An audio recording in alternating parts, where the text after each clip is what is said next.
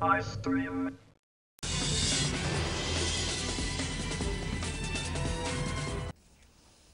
సహనంలో తమను మించిన వారు లేరని భాగ్యనగర జనం మరోమారు నిరూపించిండ్రు. అయోధ్య కేసు తీర్పు వెలువడిన తర్వాత హైదరాబాదీలు ఎంతో మెచ్యూరిటీ చూపించిండ్రు. తీర్పుకు ముందు తర్వాత కూడా సంయమనం పాటించి తెలంగాణలో మత సామరస్యం వర్ధిల్లుతుందని చాటి చెప్పిండ్రు.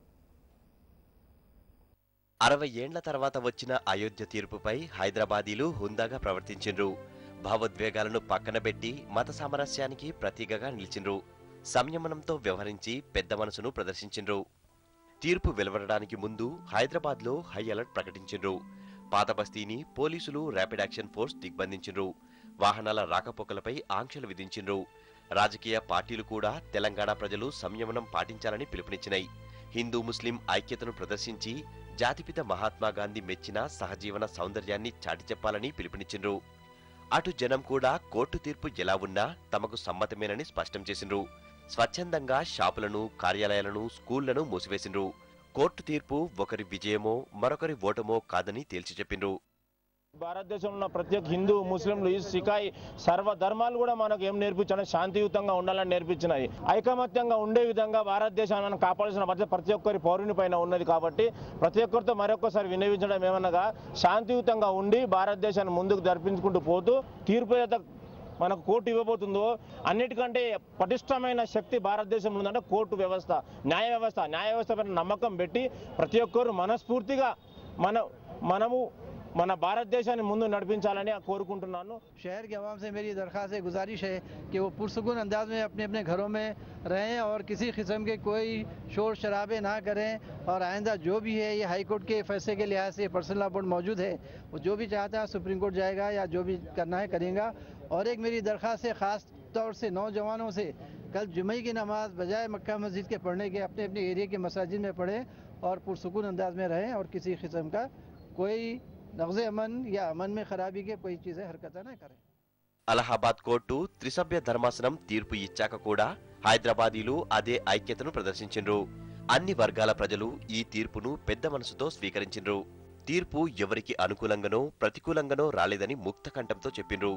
అభ్యంతరాలున్నవారు సుప్రీంకోర్టుకు వెళ్తామన్నారు. ప్రజలు న్యాయ వ్యవస్థను గౌరవించి హైదరాబాద్ సంస్కృతిని నిరూపించిండ్రు. తమలో ఎలాంటి భేదాభిప్రాయాలు లేవని హైదరాబాద్ జనాలు, నేతలు, మత పెద్దలు కలగలిసి స్పష్టం చేసిండ్రు. मगर हर हाल में अमन को बरकरार रखना है. मैं ख़ास तौर से नौजवानों से अपील करूंगा कि अपने जज्बात को काबू में रखें, सब्र से काम लें और यकीनन All India Muslim Personal Law Board, Muslim तंजीमें इस फैसले के ख़िलाफ़ सुप्रीम कोर्ट में जाएंगी और इन तमाम चीज़ों को वहाँ पर रखा जाएगा. The all India Muslim Personal Law board and it's office bearers will shortly convene a meeting and they will decide course of next step that should be taken. But I am pretty much sure that an appeal will surely be made in the Supreme Court. మనం ముందు నుంచి చూస్తున్నాం, ప్రజలైతే చాలా పీస్ఫుల్గానే ఉన్నారు.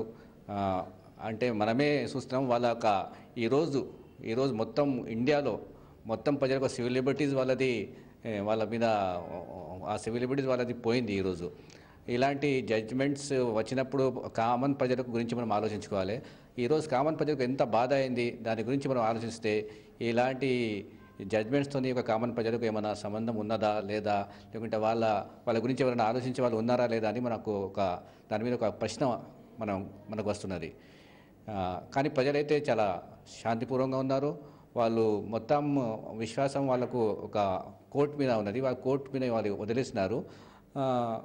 ఆ court ఈరోజు ఒక జడ్జ్మెంట్ ఇచ్చినారు. దాని ప్రకారం అయితే ఇప్పుడు దాకా మనం చూస్తున్నాం, కామన్ ప్రజలు ఎలాంటి అభ్యంతరం లేదు. వాళ్ళు తన పనిలోనే వాళ్ళు బిజీ ఉన్నారు.